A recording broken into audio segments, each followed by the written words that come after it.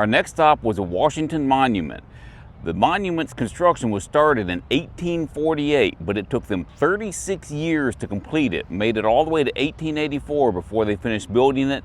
There was multiple construction halts due to lack of funding. I think there might have been some wars in the middle there, but it took them a long time to get it done. And of course, if you didn't know, that is dedicated to the first president of the United States, General George Washington.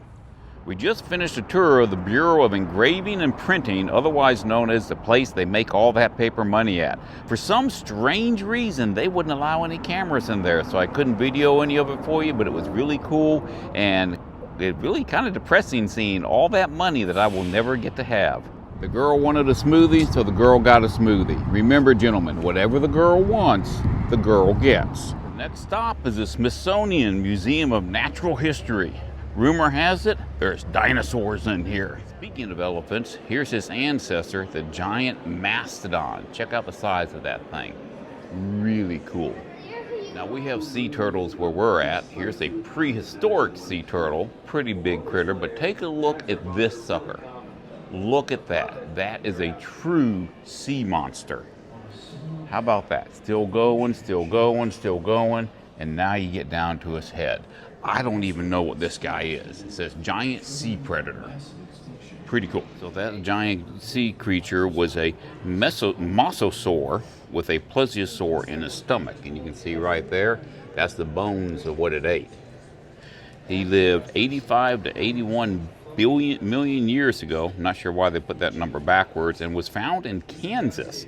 Now stop and think about this. That's a sea creature that was found in Kansas where there is no sea. Now this is more my type of dinosaur right here. Look, it's not a carnivore, it is an herbivore. And it is known as a, where's the term at? I saw it here a minute ago. Ankylosaurus. That's what he looked like in real life. Or at least that's what they think he looked like in real life. See, over here he's sticking his tongue out at you. This one was always one of my favorite growing up, the Stegosaurus. You see it had that armored back. It also has a spiked tail that it could use for defensive purposes right over there. Really cool. I love these guys. The only one I like more than that is the Triceratops. Next we have the long-necked dinosaur. When I grew up, I thought they were all brontosauruses, but there's actually a lot of variation of them. You got that super long neck going on there, and if you follow it around, we're going to take a look and see how far that tail goes. That tail goes all the way to the other side of the building. Really, really big creature. How big, you ask? Well, this right here is the bone of its upper arm or front leg. The top half of it is actually taller than I am. Just one bone. Big critter. This is the one that everybody seems to like the most, and that, I just don't like that one very much. That's a Tyrannosaurus Rex, and you can see they have it killing my favorite dinosaur, the Triceratops. What an awful thing for them to do. Remember that beautiful sloth that I showed you all at the zoo in Colorado? Well, this is his cousin, the giant ground sloth. Look at how big he is. Somehow I'm thinking that that one is going to move just a little bit bigger than that critter up in the tree did.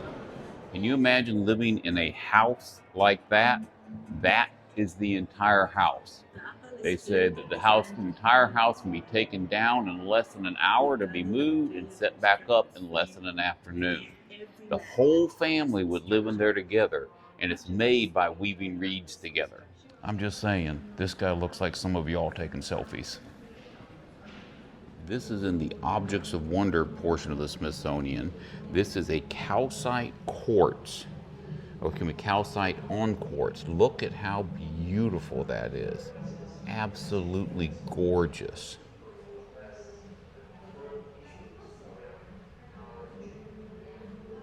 Now we have rhinoceros beetles where we live, but nothing like that. Look at the size of this guy. Let's see if we can get there from my hand and give you perspective.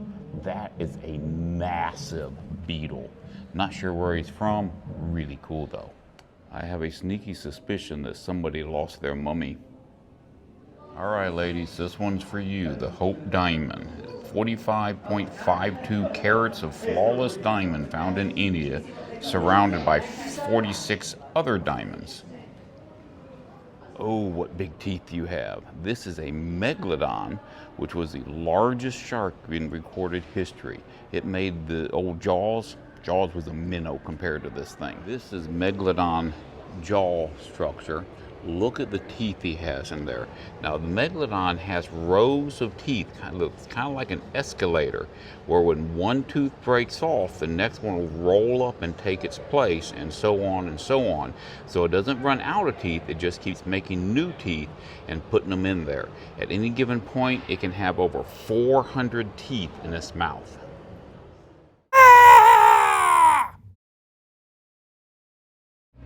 We are heading into our last stop of the day, and this one I have been looking forward to. It's the National Air and Space Museum with the Smithsonian Institute. But there's really only one thing I care about here. Give you a hint.